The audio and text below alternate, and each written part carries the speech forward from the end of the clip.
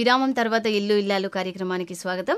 Doctor కుసుమ గారు చాలా విషయాలు మనకు తెలియజేస్తున్నారు కదండి. కాబట్టి పిల్లల ప్రవర్తన అనేది కూడా ఒక ముఖ్యమైన అంశం. అంటే ప్రవర్తనలో ఏదైనా లోపం కనిపించినట్లయితే తల్లి ఏ విధంగా గుర్తించాలి, దానిని ఏ విధంగా సవరించాలి, భయపెట్టి మాత్రం ఎట్టి పరిస్థితుల్లో దారిలోకి పిల్లల్ని తెచ్చుకోవాలి అనేది చాలా అపోహ. కాబట్టి పిల్లల ప్రవర్తన గురించి కుసుమ గారు మనకు తెలియజేస్తారు. పిల్లల ప్రవర్తన సొసైటీకి యాక్సెప్టబుల్గా ఉండాలమ్మా. దాన్ని సోషలీ యాక్సెప్టబుల్ బిహేవియర్ అంటారు.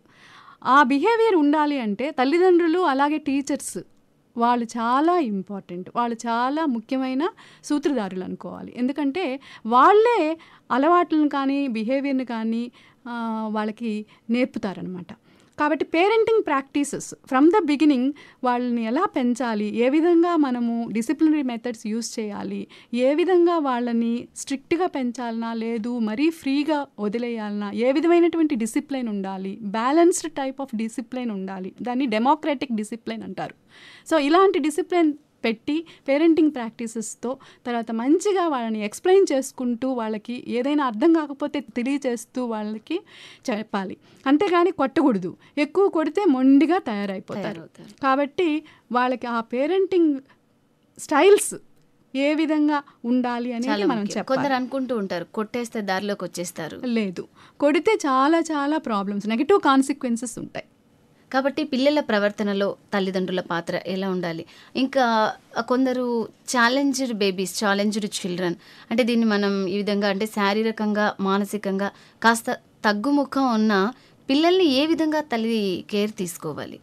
ఫస్ట్ అలాంటి పిల్లలు మనము మొదటి నుంచి కూడా ఐడెంటిఫై చేసుకోవాలి. అసలు అలాంటి పిల్లలు పుట్టేదానికి కారణాలు ఏంటి చూసుకోవాలి, వాళ్ళని అసెస్ చేసుకోవాలి. ఒకసారి పిల్లలు పుట్టారు ఓకే, కానీ మనం వాళ్ళలో అలాంటి సమస్య ఉంది అని ఎలా గుర్తించాలి? మానసిక సమస్య కావచ్చు, శారీరకంగా సమస్య కావచ్చు. పుట్టిన బేబీస్ 6 నెలల వరకు పెద్ద మూమెంట్స్ ఉండదు కాబట్టి మనకు వాళ్ళకు చెవులు వినిపిస్తున్నాయా, అంటే కాళ్ళ చేతులు ఆడుతున్నాయా, ఇలాంటి సమస్యలు వాళ్ళలో మనం ఎలా కనుక్కోగలం? ఇది త్రూ అబ్జర్వేషన్ అమ్మా. మదర్కి అటాచ్మెంట్ ఎక్కువగా ఉంటుంది కాబట్టి పిల్లలతో తప్పకుండా ఆమెకి పరిశీలనలోనే తెలిసిపోతుంది. వినిపించడం అనేది, మాట్లాడటం అనేది, ఏ టైంలో ఏది జరుగుతూ ఉంది, లేచి నిలబడుతున్నారా, నడుస్తున్నారా, పరిగెడుతున్నారా, ఏ టైంలో వాళ్ళు ఏది చేస్తున్నారు అనేది తల్లి అబ్జర్వ్ చేస్తూ ఉంటుంది. అబ్జర్వేషన్ వల్ల చాలా వరకు తెలుస్తుంది. అలాగే ఏదైనా డిఫెక్ట్ ఉంది అంటే వెంటనే డాక్టర్ని సంప్రదించాలి. తర్వాత మైల్ స్టోన్స్ ఆఫ్ డెవలప్మెంట్ అంటారు. అంటే ఏ ఏజ్లో ఏ అభివృద్ధి ఉండాలి, ఏ డెవలప్మెంటల్ టాస్క్ ఫుల్ఫిల్ చేయాలి. కాబట్టి ఇది ఖచ్చితంగా మదర్ అవగాహన ముందే తెచ్చుకోవాలి. అంటే ఏ నెలలో మనకు చిన్నప్పుడు చెప్పేవాళ్ళు 3వ నెలలో బోర్లు పడుతూ ఉంటారు, 5వ నెలలో క్రాలింగ్ పాకడం మొదలు పెడతారు.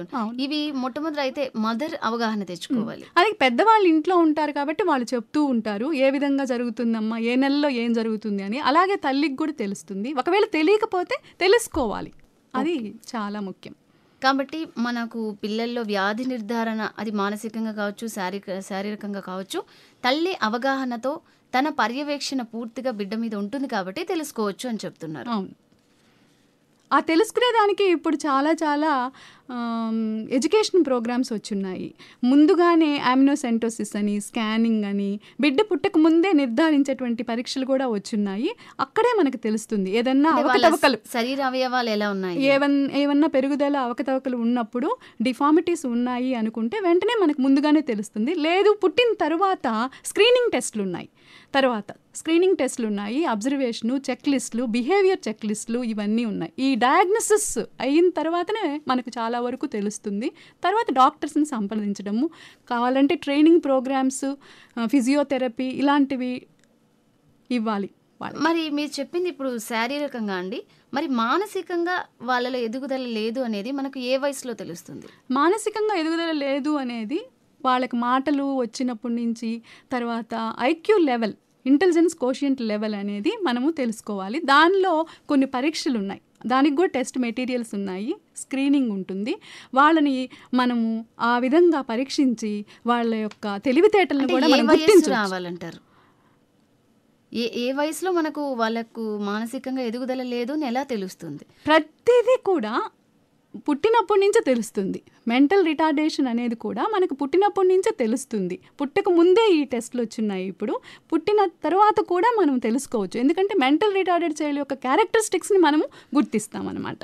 కాబట్టి మొట్టమొదట మదర్కి తెలిసి ఉండాలి, అంటే ఏంటి బిడ్డలో ఎలా ఉంది ఎదుగుదల అని తను చూసుకోవాలి. ఇప్పుడు మదర్కి తెలియలేదనుకోండి, దానికి ఎడ్యుకేషన్ ప్రోగ్రామ్స్, అవేర్నెస్ ప్రోగ్రామ్స్ ఇవన్నీ కూడా కండక్ట్ చేసి మనం గవర్నమెంట్ ఇన్స్టిట్యూషన్స్ కానీ నాన్ గవర్నమెంట్ ఇన్స్టిట్యూషన్స్ కానీ ఎన్నో విధాల వాళ్ళు ఈ సపోర్టివ్ సర్వీసెస్ని మదర్స్కి ఇస్తున్నారు, పేరెంట్స్కి ఇస్తున్నారు అనమాట ఈ ఎడ్యుకేషన్ ప్రోగ్రామ్స్ ద్వారా కూడా. So these are all need based programmes.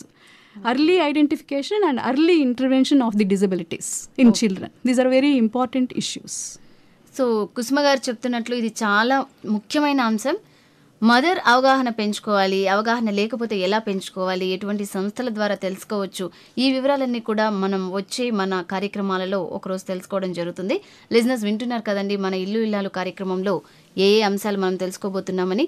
ఇంకా కొద్ది వివరాలు తెలుసుకోబోయే ముందు ఇప్పుడు ఒక చిన్న విరామం తీసుకుందాం. రేడియో అదర్స్ వినండి ఎల్లప్పుడూ తెలుగువారి గుండె చప్పుడు.